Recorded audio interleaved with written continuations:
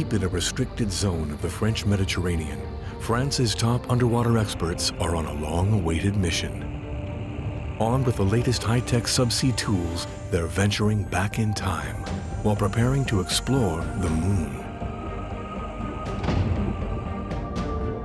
La Lune, or the Moon, is an ill-fated battleship, once a vessel in the Sun King Louis XIV's royal fleet.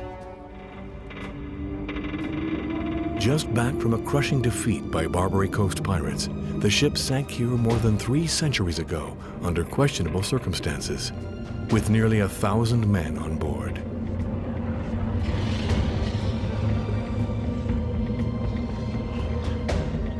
The Lune went missing until 20 years ago when it was discovered by chance, so well preserved and equipped that experts consider it a time capsule of 17th century naval history.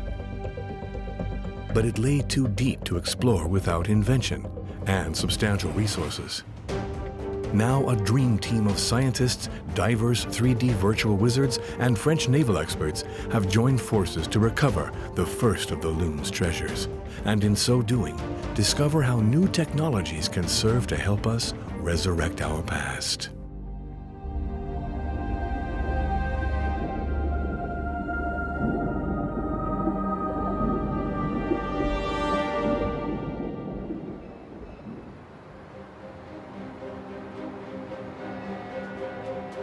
It's spring 2012 near the port city of Toulon. 2 renowned deep-sea veterans, Paul-Henri Nargeolet, expedition leader on the Titanic, and Michel Lourd, head of France's Department of Underwater Research and Archaeology, are ready to go public with major news. The announcement of Phase 1 of a recovery mission, 20 years in the making. The focus of our efforts is the Lune, clearly a symbolic name for a ship that was lost during the Sun King's reign. The Lune was built between 1639 and 1642, probably at the shipyards in Indre, near Nantes. The Lune's final voyage occurs in November 1664, after a long, disastrous military campaign by Louis XIV's fleet against North African pirates.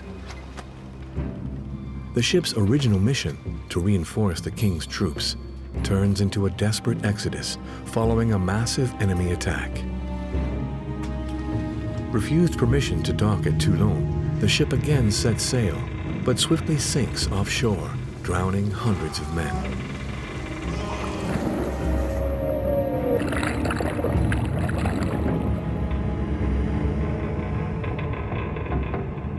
For 300 years, the story of the Lune was buried with its unlucky crew.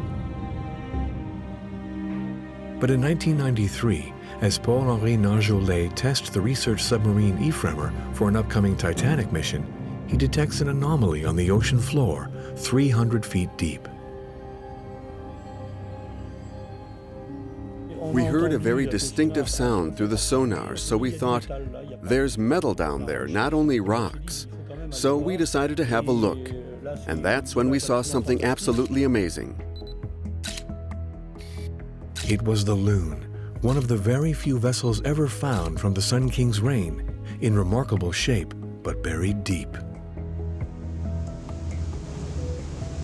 Accessing the wreck would take years of strategizing on the part of Nargeolet and Michel Lourd, and the coordinated efforts of the French military, high-tech 3D imaging experts, and a host of scientists and engineers. It's taken years of planning, and we're finally here.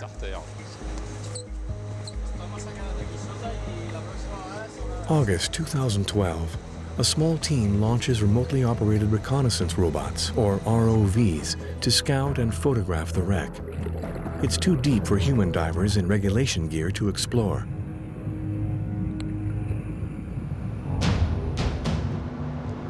Two months later, Operation Lune is underway. Its flagship, the André Malraux, is a state-of-the-art underwater research vessel built specifically for this pioneering mission after years of government lobbying by Michel Lourd.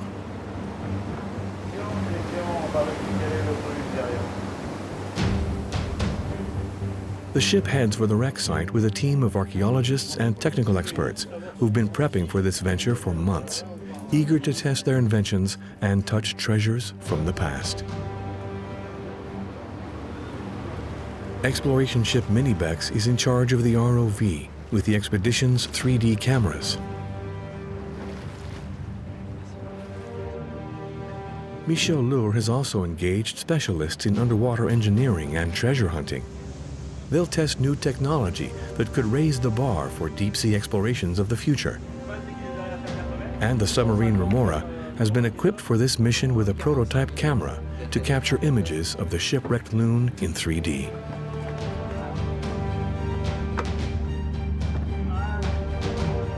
One of Operation Lune's most promising assets comes from the French Navy. They employ the skilled divers of the Systèmes Institute to defuse torpedoes using a very rare tool, an atmospheric deep-sea diving suit called the newtsuit, which allows them to stay at depths for 48 hours at a time, if necessary.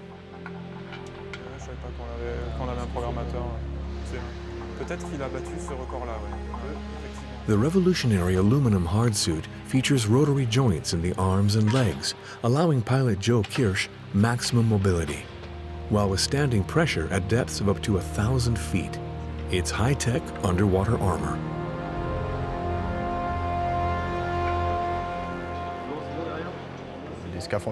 There are only 24 suits like this one in the entire world.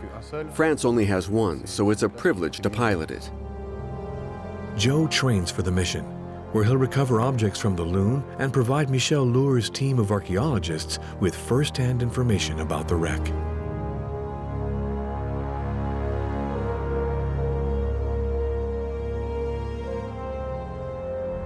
Near Paris, weeks before Operation Lune begins, Joe pilots a unique simulation for the mission, created by 3D innovators at Dassault Systèmes. The first job is to move forward, find a cross, and land on it. It's an experimental program allowing archaeologists to see the Lune in 3D and to test various excavation techniques on dry land. Dassault Systèmes engineers used media recorded during the summer scouting trip to reconstruct every inch of the Lune in 3D, making it possible for archaeologists to explore the wreck virtually. Project manager Cédric Simard will give it a trial run aboard the André Malraux. One of the unique aspects of this project is that it combines all these immersive 3D technologies on the research ship itself, where we can finally test them in real-life conditions.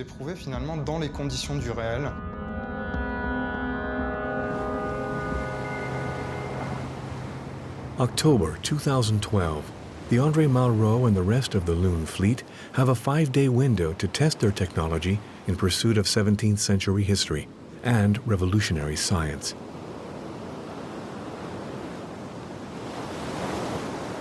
It's an ambitious program for such a short voyage, ultimately meant to change the way we explore the deep sea with new ideas and new tools. Malraux, let me know when you're in position. No problem. I'm almost there, but I'll let you know. To achieve their research goals by the end of the week, each ship will have to deploy its technology with symphonic precision. This morning, 3 separate devices are being readied for a descent to the Lune. The newtsuit with its pilot, the submersible Remora and its underwater cameraman, and an unmanned ROV recording the dive for scientists topside. For archaeologist Michel Lour, this mission is the first step towards advanced deep-sea exploration currently beyond science's reach, shipwrecks thousands of feet deep. And today, if all equipment works, perhaps the Lune. It's like a lost city that disappeared suddenly and now it's there. That's what's so fascinating, because we can all dream about this shipwreck. It's so close and yet so far away. At the same time, it's going to serve as a test for future explorations. Here, humans can still dive to access the site. It would be a lot harder, if not impossible, at depths beyond 1,000 or 2,000 feet. On the Navy tugboat, the Jason, tension is rising. With the snakes this high, veteran diver Paul-Henri Nargeolet will oversee the deployment of men and equipment. Lead diver Joe Kirsch will work in radio contact with archaeologist Lure and his team.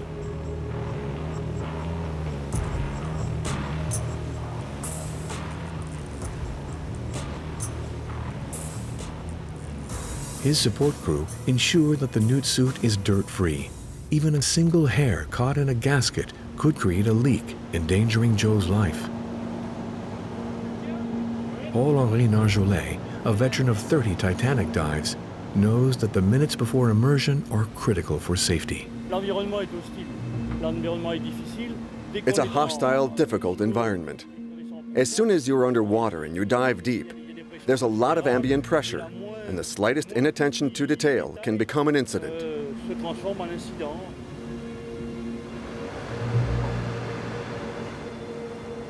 Meanwhile, on the André Malraux, expedition leader Michel Lure orders his team to launch the ROV.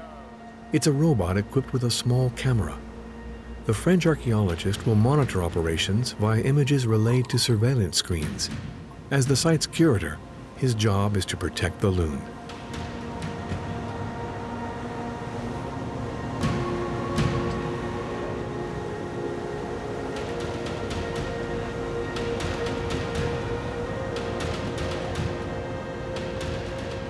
It will take the newtsuit 4 minutes to reach the ocean floor. Here, at 300 feet, divers in traditional gear could remain mere minutes, followed by a 2-hour ascent with decompression stops. This body armor could keep Joe at constant temperature and pressure levels for hours in waters 3 times as deep. Support crew on the surface free the suit from its cage and carefully release Joe above the shipwreck by remote control.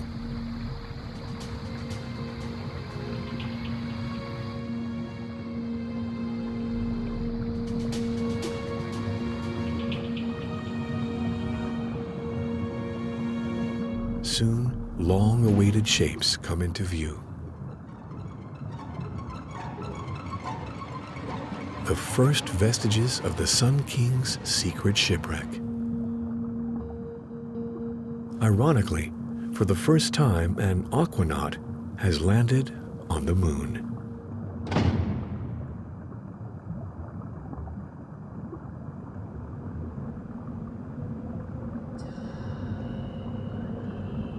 Centuries ago, the Lune plummeted to the ocean floor. Thick sediment turned it, and all it contained, into a rare time capsule of 17th century French naval artifacts.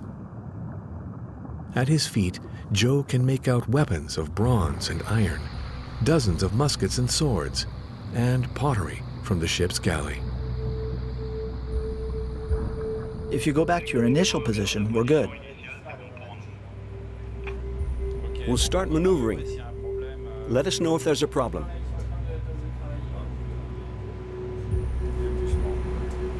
The newtsuit's 2 engines are controlled from the surface.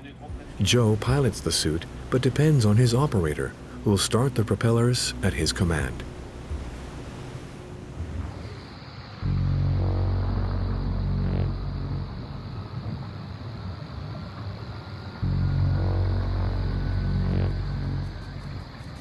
The current and the darkness on the ocean floor force the pilot to be vigilant.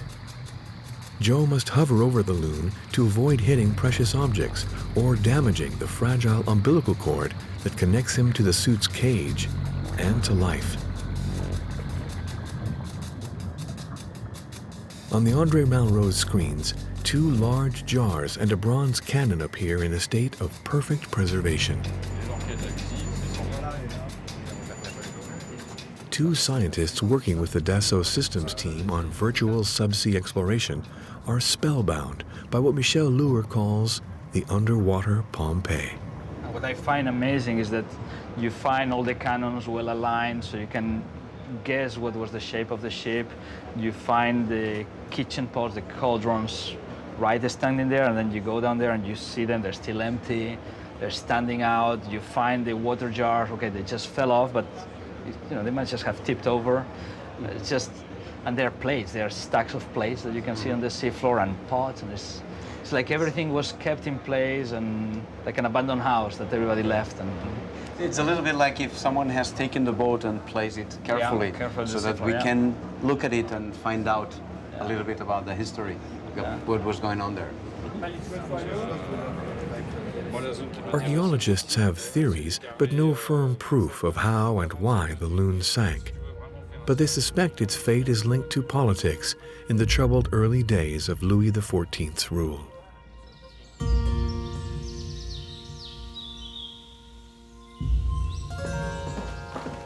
In 1662, the Sun King is 20 years old. He wants the dawn of his reign to be remembered for a grand achievement, a great military victory. The young monarch intends to create a French post and establish a fleet on the Barbary coast of North Africa. He means to curb the rampant piracy threatening European maritime trade. On July 2nd, 1664, an armada with 50 warships sails out of Toulon, bound for the shores of Barbary, now Algeria. 3 months later, vastly outnumbered French troops are overwhelmed by Berber warriors as an older supply vessel sets sail for Gigeri. Historian Martin Acera is intrigued by the Lune's sketchy story. This period of maritime history under Louis XIV is poorly documented, and shipwrecks from this time rare, which makes this one a useful find. The ship is 22 years old. The wood is probably starting to rot. There may be some gaps in its frame. It's probably starting to take on water and being attacked by teredos, the shipworms that bore holes in wood. So it's definitely very fragile, but because there aren't many ships available, we use what we have.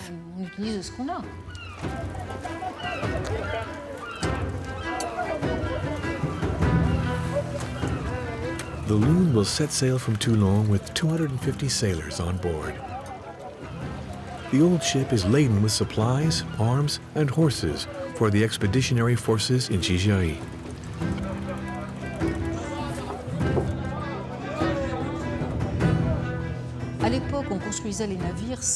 In those days, they built ships without blueprints or drawings.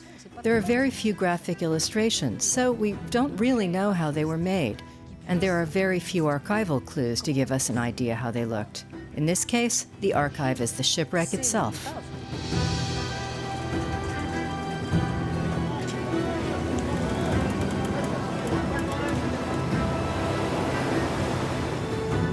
The crew on the Lune has no clue their stay in North Africa will be a brief one, nor that French casualties there are so great that officers are already desperate to withdraw their troops.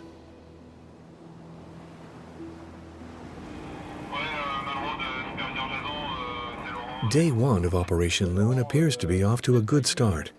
Michel Lohr is impressed with the images relayed by the newtsuit.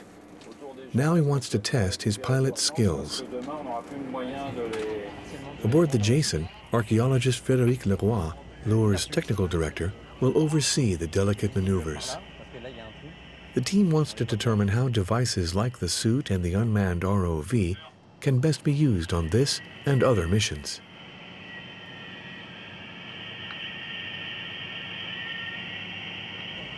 We're taking the suit into a rather cramped space between several cannons to see if it's possible to collect small objects there. It's more precise than the ROV, with much more flexible jaws. So it'll allow us to pick up some things as delicate as a plate more carefully than the ROV's hydraulic jaws that could damage an object.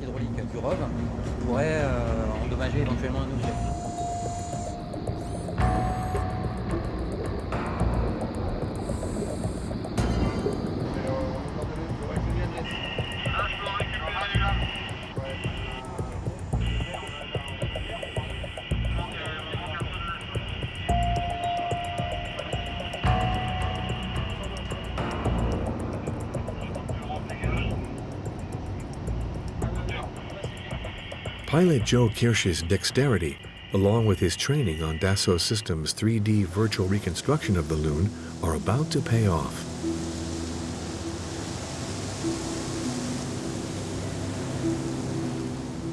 Leroy hurries to claim the fragile ceramic from the Lune, which will be transferred immediately to an eager team of archaeologists on the André Malraux.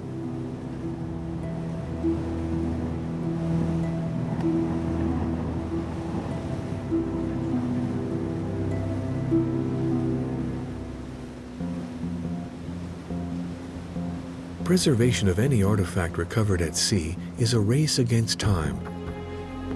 The sediments that once protected this plate on the ocean floor have also changed its chemistry. Once exposed to the atmosphere, it will deteriorate unless the salts are removed and the object chemically stabilized. And Lure's team has waited too long for the Lune's bounty to let that happen, no matter what the treasure.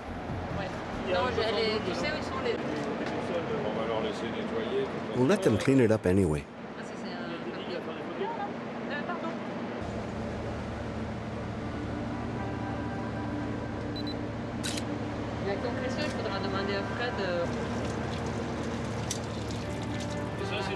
All this is plain crockery.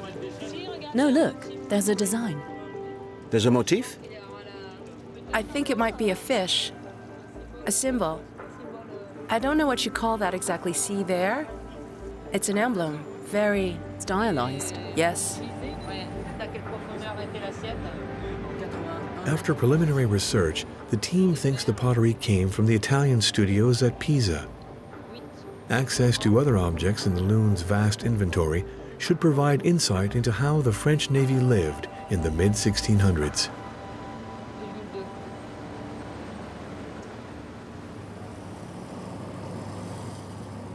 As research continues topside, pilot Joe Kirsch signals a problem with the newtsuit. Turn on the engines. My starboard engine is making a strange sound. It's not normal. You hear it? Sounds like it's grinding. Okay, I'm restarting the engines. See which control it is, and we'll take a look. Okay. The failing engine has practically immobilized Joe. He has to surface, now.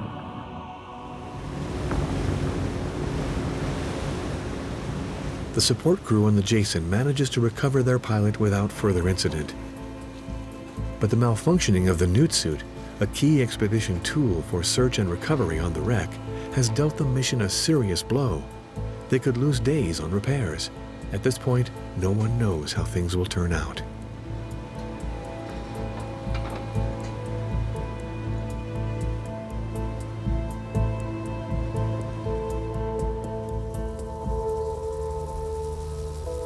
Aboard Operation Lune's media ship, the Minibex, underwater cameraman Denis Lagrange and Popov, pilot of the submarine Remora, have received their assignment from Michel Lure. It would be good to go here, and then along the side up to this zone, if we can get over it.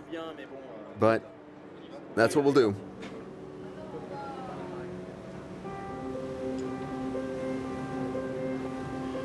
The Remora's mission today is to film the galley space, rich in everyday objects, for Lure's team.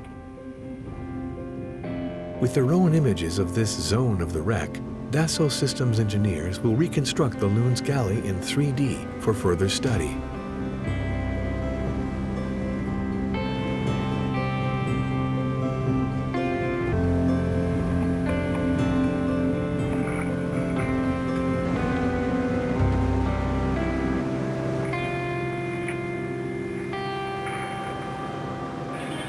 Remora, authorization to dive granted.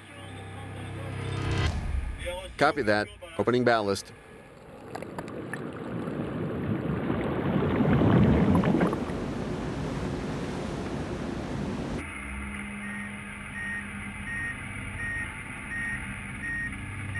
Lagrange and Popov have barely begun their descent when an alarm sounds.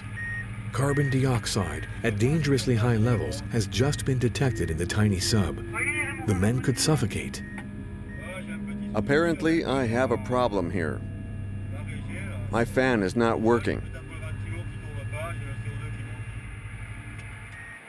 Okay, come back up to the surface. We'll get ready to lift you out. The men are relieved. Another disaster is narrowly averted. For the moment, no one on the other ships is aware of this new incident. Then suddenly, there's impact.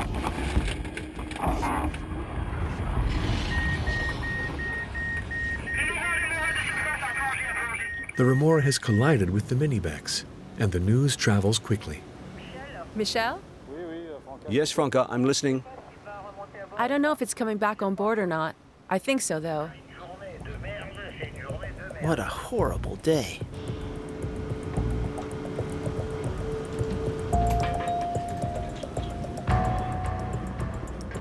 Operation Lune seems to be courting disaster here, the same way the Sun King's ship did.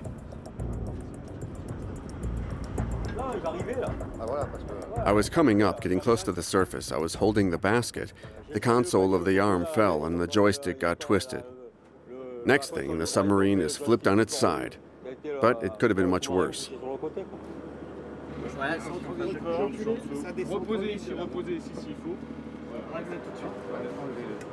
Denis Lagrange's watertight camera housing also seems to have been damaged. We've got to take everything out, clean it all up, wash it, remove the salt. When it rains, it pours. The newtsuit, the cameras, the remora. It couldn't get much worse.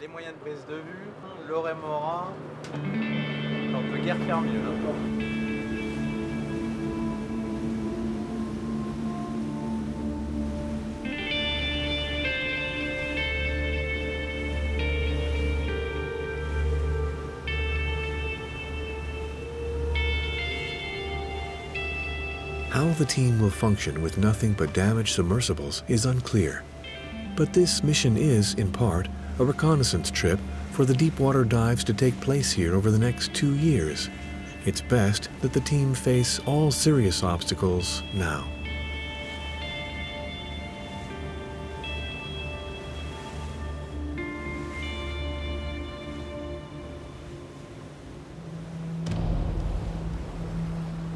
Fate was crueler to the Lune and its crew. Chronicles report that the arriving ship was stampeded by soldiers fleeing battle-torn Gigéry, and likely never even had time to offload its supplies.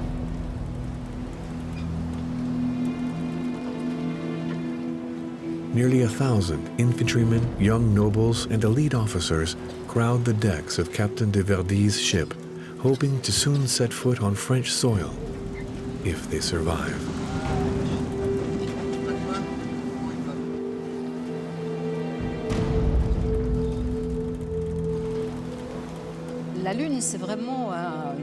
Misfortune was rife for the crew and men aboard the Lune.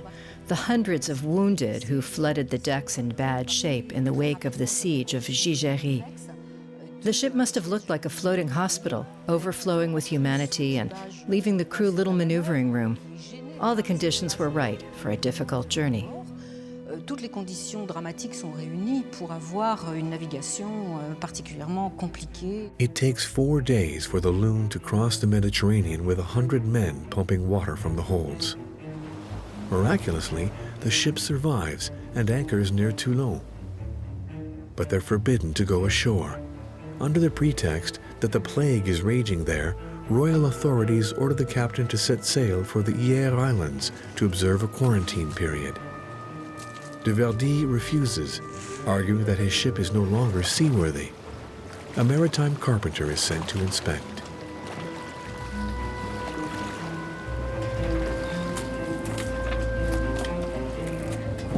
Gédéon Rodolphe knows the Lune well. He's the Royal Navy's official carpenter and supervised repairs of the ship only a few months prior.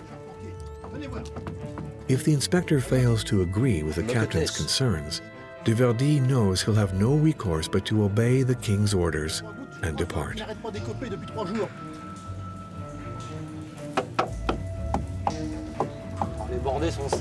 The wood is in good shape. There are no leaks.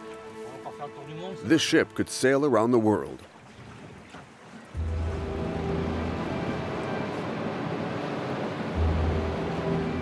Today, choppy seas and their own equipment woes have forced Operation Lune to cancel the day's dives. Instead, the mission is going to take a virtual turn on Dassault Systèmes' 3D diving simulator.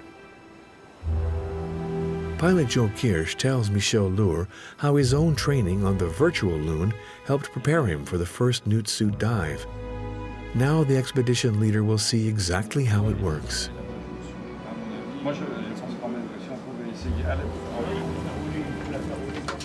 On board the André Malraux, the Dassault Systems engineers are setting up.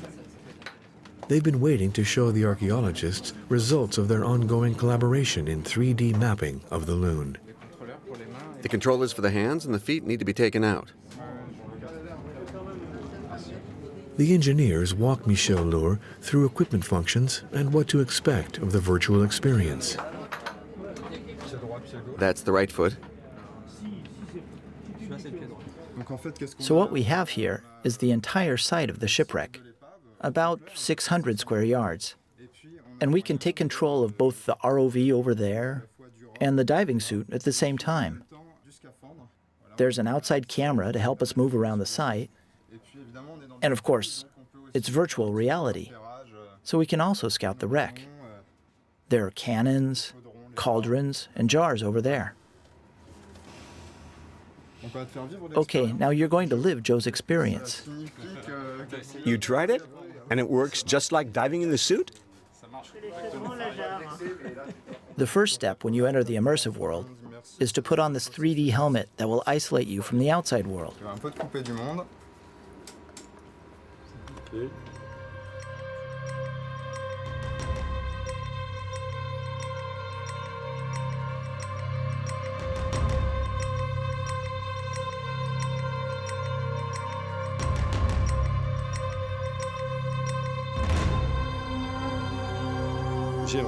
I'd really like to have this technology at my disposal one day. To be able to work in the deep while I'm on the surface. To view the site in 3D with the helmet while staying dry. And to be on the shipwreck, even if it's over a mile deep. That's to say, totally inaccessible.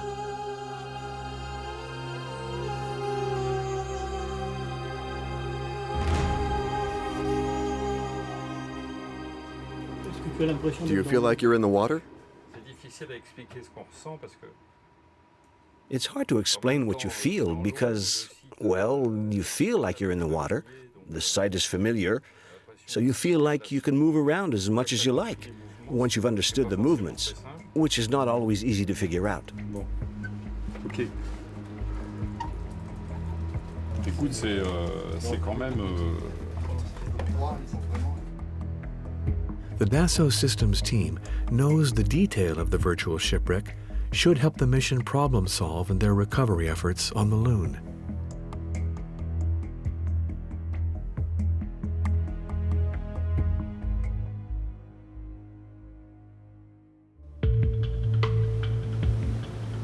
It's morning on day 3 of Operation Lune. The seas have calmed and the newtsuit has finally been repaired. So Michel Lohr has ordered dives to resume on the shipwreck. The plan is to recover ceramic objects near the ship's anchor, if fortune is with them today.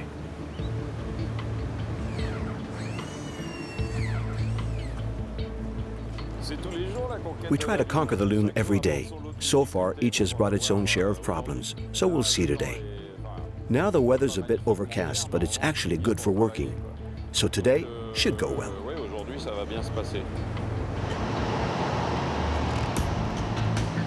Now, relief diver Émeric Salvi will pilot the newtsuit, giving Joe Kirsch time to rest up for demanding dives ahead.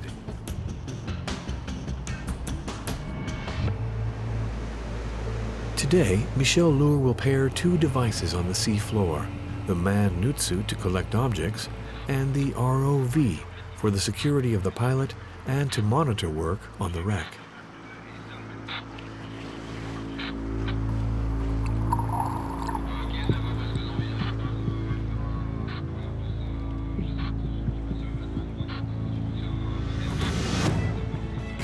The ROV can glide easily around the Lune, but is less adept than the newtsuit at gripping small objects.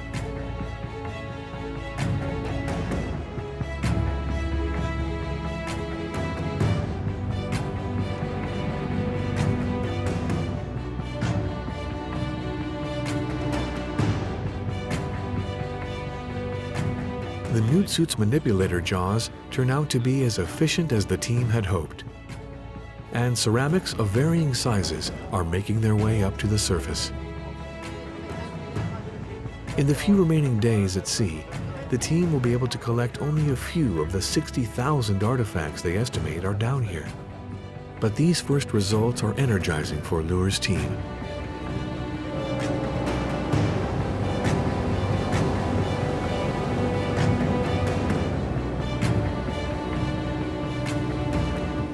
The team catalogs the artifacts and removes traces of salt here at sea. Restoration will take place in the lab. So the four you see here are ceramics. You see that? Small pots with handles. So they all have 4 handles. This one is slightly different because it has a spout. It's probably a little teapot or a small water jug.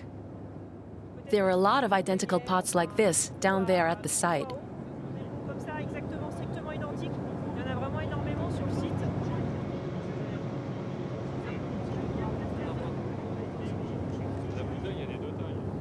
Of all the objects on deck, a large bottle captures Michel Lure's attention. This bottle in the museum, turned to the right, it'll be spectacular because once you've cleaned it, you'll see the beautiful green glass. It'll be a lovely piece. As for the plates, it'll be the same. Once you've cleaned them, they'll be beautiful. Yeah, they'll be spotless.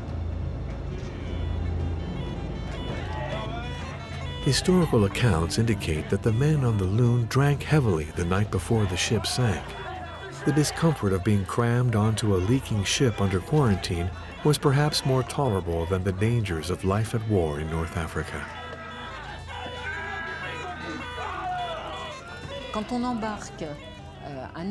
When you crowd a ship in bad condition with so many men, you know it's risky. But at the time, the risk factor wasn't part of the equation. Only about a century later would authorities really become concerned about the health and survival of their crews. Concern for well-being would be an overstatement. So let's just say concern for better conditions on board. Cleared to sail by Louis XIV's mandate the previous day, the Lune is en route to quarantine in the Yare Islands, the morning of November 6, 1664. Sprawled on deck and piled in the holds, most of the officers, soldiers, and crew are still recovering from the night's festivities. Without warning, the decaying ship suddenly gives out and sinks like a stone in just a few short minutes.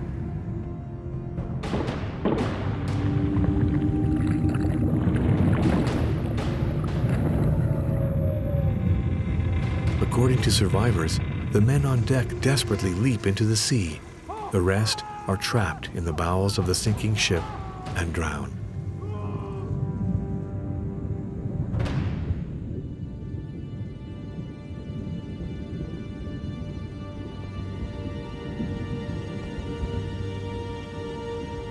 Only a few dozen men, including the captain, will survive. But the incident is promptly covered up by royal censors, and the fate of the Lune and 1,000 men soon forgotten.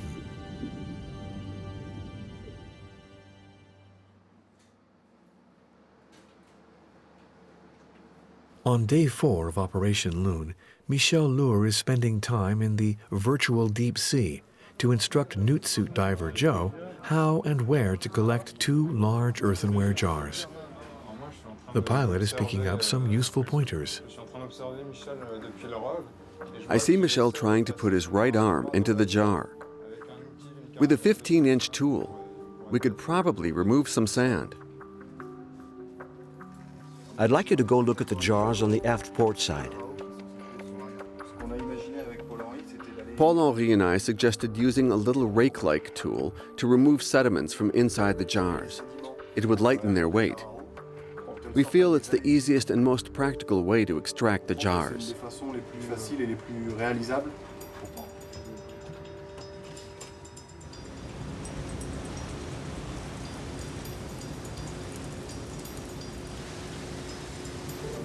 After a couple of days of repairs, the submarine Remora is preparing for its first descent to film the wreck. Cameraman Denis Lagrange hopes they'll have more success this time. After all that's happened, it's getting more exciting now. Popov is eager to go, and I hope we'll finally get to the Lune.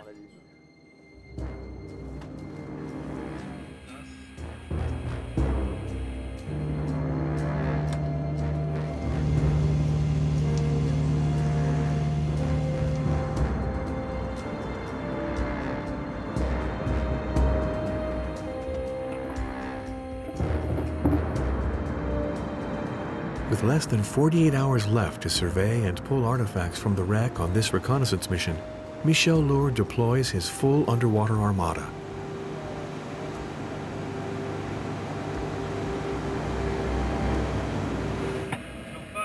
Surface, Remora here.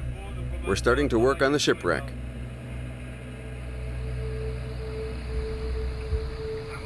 Remora, surface here. Copy that.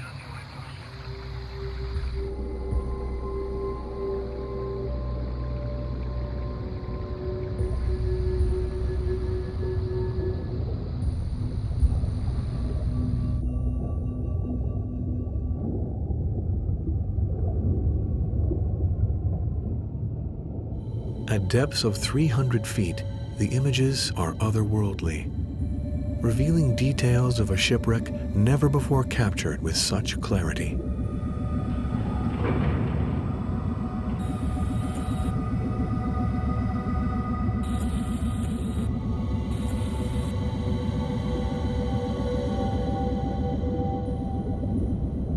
Piloting the newtsuit takes stamina.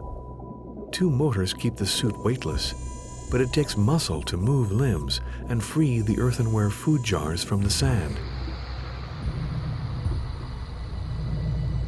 The work is tiring. There's a suction effect holding the jars in place. If Joe rushes, he risks breaking them.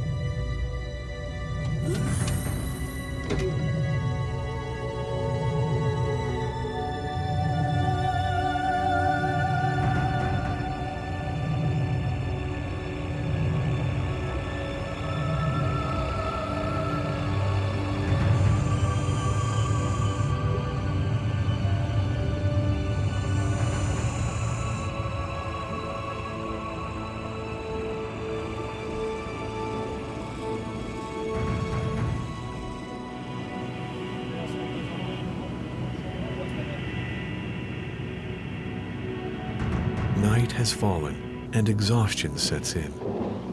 Bad weather has hampered the team's work, and now it may not be safe to raise the jars.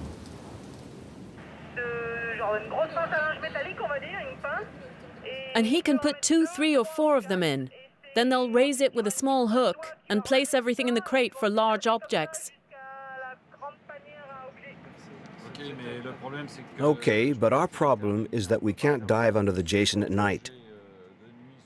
And I think that bringing the objects back up full of water without properly securing them is unsafe for the objects.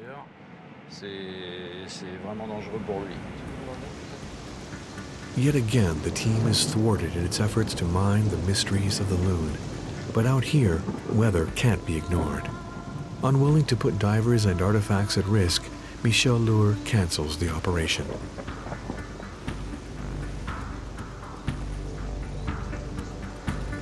After hours on the Lune, Joe is disappointed to return empty-handed. Tomorrow he'll have one last chance to bridge the gap between the silent ship and the team that would tell its story.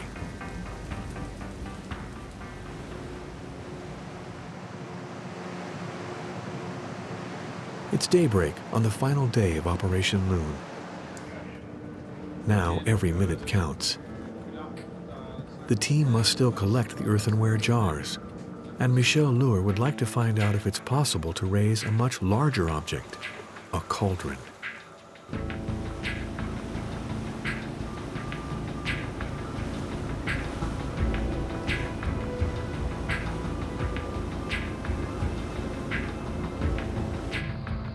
Once again, the newtsuit will be put to the test.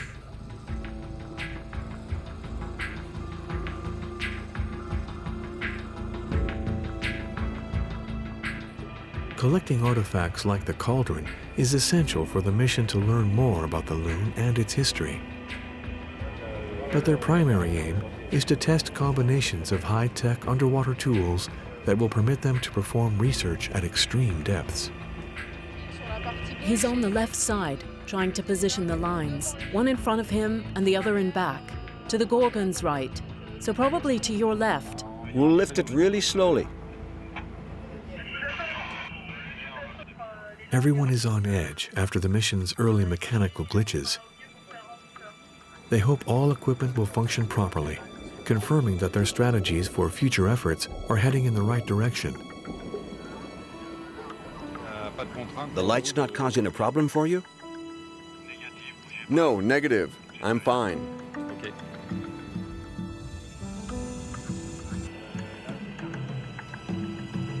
The pressure applied by the robot's jaws must be just right. Once they're firmly in place, Joe carefully moves the cauldron to a waiting basket.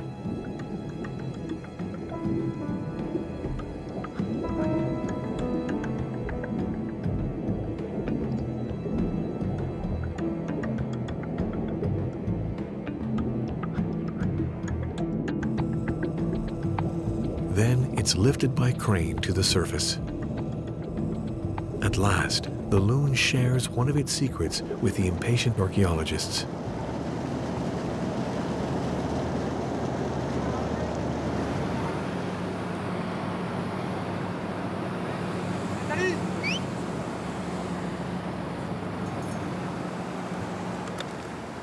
Success with this maneuver at depths of 300 feet is an encouraging sign for deeper dives. As for the cauldron itself, the size alone indicates the Lune had a very large galley. The team looks for engravings that might be revealing. There's something. See? There might be something there. Here, I see something that... It's blue, I think.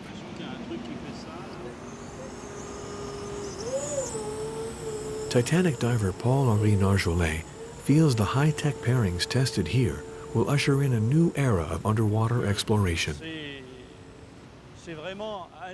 It's not too deep here, so it's a place where we can perfect techniques to apply to other wrecks. Because there's not only the Titanic. I'm working on other shipwrecks, and I intend to continue using this type of technique elsewhere.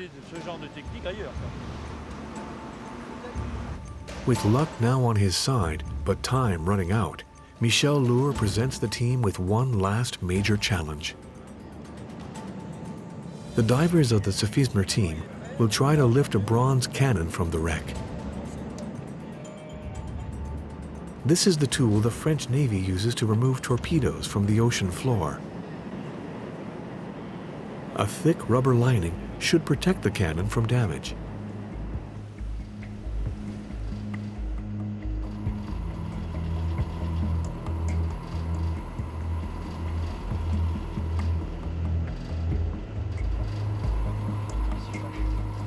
It's a dangerous job. The Lune's cannon weighs nearly 2 tons and is still half buried in the sand. For security reasons, no humans will be allowed at the wreck site. Aboard the André Malraux, the tension is palpable. Recovering this symbolic vestige of Louis XIV's navy would be a true prize. But it's too big a job with too little time to go. Michel Lohr is forced to call it off.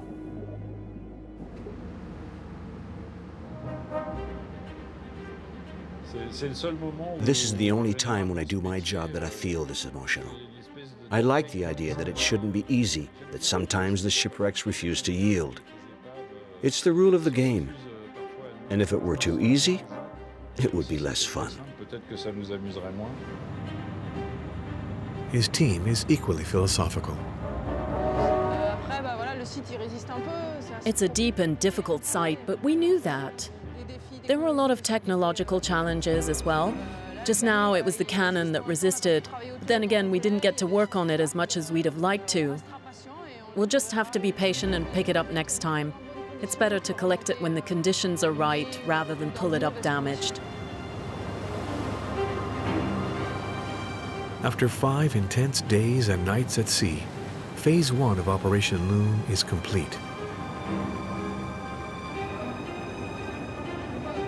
Now Michel Lour's alliance of science, 3D tech, and military experts will regroup for 2 years of Lune exploration ahead.